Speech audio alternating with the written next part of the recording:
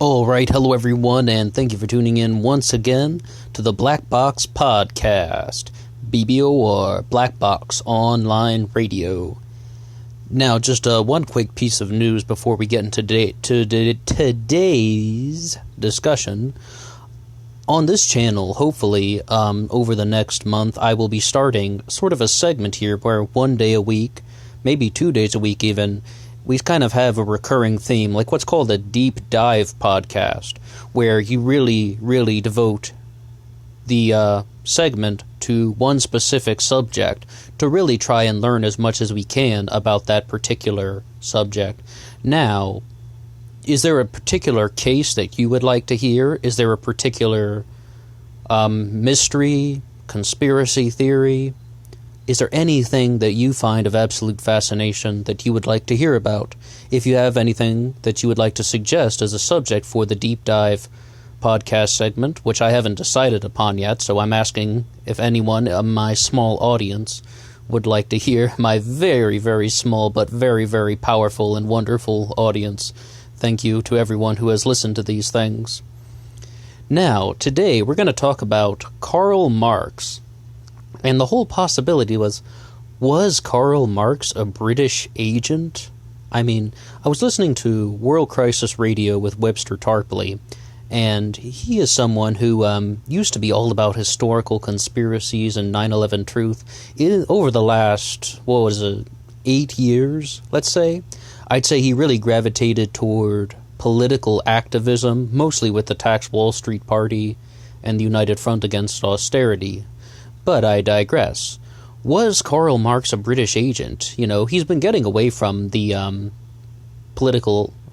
he's been getting away from the historical conspiracy stuff, but on his radio show, he just mentioned that, like as clear as day, that Karl Marx was a British agent.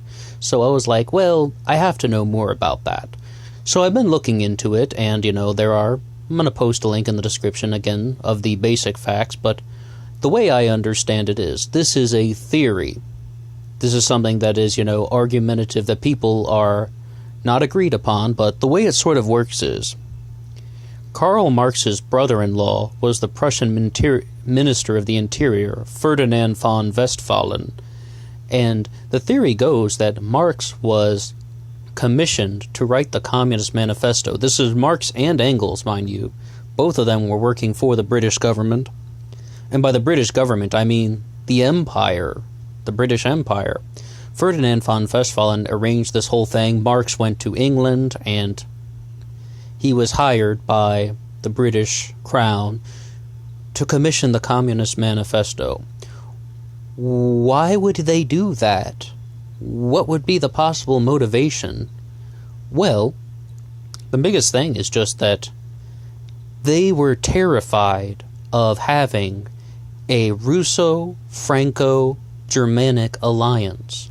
So they needed something to do to keep these powers divided. Otherwise, that these powers would unify, and they might become more powerful than the British Empire themselves. This is the 19th century, so the British Empire is still in full swing, both in terms of control, financial system, territory, and controlling the waterways. And, they are everywhere. I mean, they actually have their physical empire going. The sort of people who are promoting this theory, like Webster Tarpley and Lyndon LaRouche and, anyone who supports this theory, says that the British Empire never completely went away. They're focusing more on intelligence and monetary policy. That's why they're referred to as the Invisible Empire. But was Karl Marx a British agent? Well, the plan is that Karl Marx was commissioned to write the Communist Manifesto as a way to pollute Russian thinking and to kind of drive a wedge in between these major powers. And, also another thing that they argue that was a way to do that was World War I. Because we had on the Central Powers, Germany, and on the Allied Powers, Russia and France together, and just spreading absolute chaos. Now, there's another very, very interesting point into this about why they would commission Karl Marx to write the Communist Manifesto. Well, if Russia, Germany, and France unified, there would be a sort of a new international language because of their sphere of influence. Which one do you think we would be learning in schools in the Western world? What do you think we would learn more? Russian, French, or German? It'd be Russian. Why? Because the whole motivation behind this was, if we had these three major European powers unifying, then people would start using the Russian land routes to the Pacific Ocean. Russia has been all about colonization, except they did it on land. They weren't, the sort of seafaring colonizers like the British or the French or the Portuguese. They colonized through land, and they conquered via land. I mean, we're talking all about the peoples of Central Asia. Ivan Grozny was all about defeating the Kazan, and it was just like all of, their territory was land connected. So they would have had land routes going to the Pacific Ocean, and Russian would be, much more powerful than it is today. The Russians would be more powerful than they are today. So the British Empire was fully aware of this, and they needed a way to stop that. So one of the ways that they have done this for centuries is the whole notion of, if you control how people think, you control everything. So the British Empire had Marx and Engels create not only the Communist Manifesto, but also Das Kapital. So the whole notion of people supporting Marxism voluntarily is not exactly the most appropriate, because, well, they're sort of just saying that Karl Marx, didn't even exactly believe this stuff. This was propaganda. This was created intentionally to try and persuade people to a destructive purpose. And then, as we mentioned, World War I and also the rise of Stalin, according to people like Tarpley and LaRouche, and this link I'll post into the description, postflavania.org, if I'm pronouncing that correctly, they just wanted to keep the Russians separate from the other European powers because unified they would be much more stronger, and that would be a detrimental threat to the British Empire. Now, is any of this true? Well, it's all very theoretical, and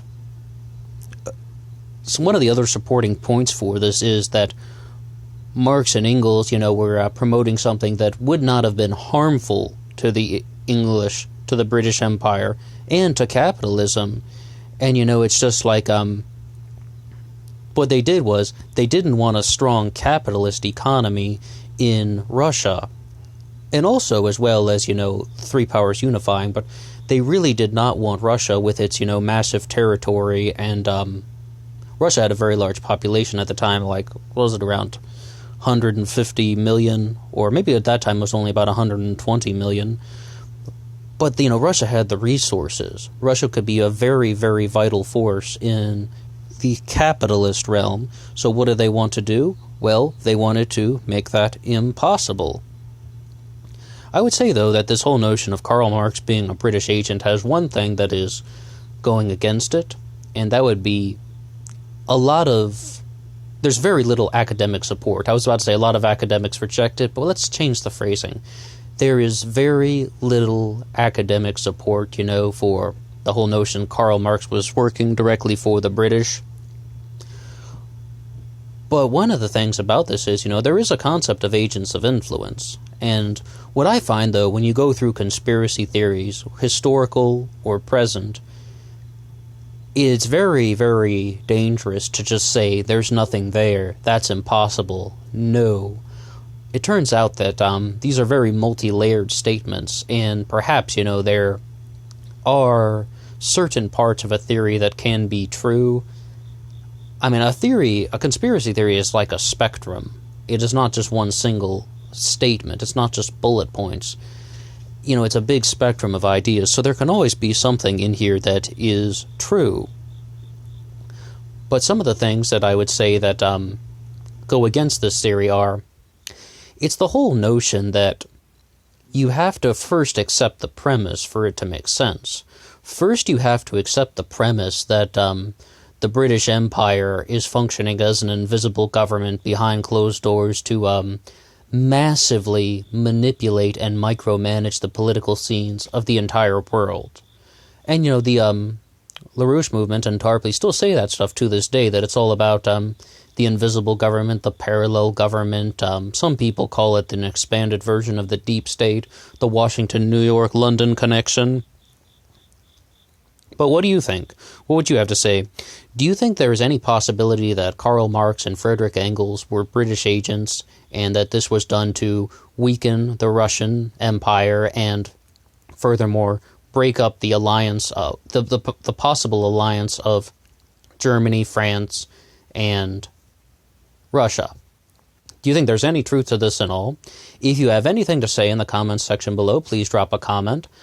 And furthermore, just let's keep an open mind. We can always listen to a wide variety of opinions, but we don't have to subscribe to a theory immediately.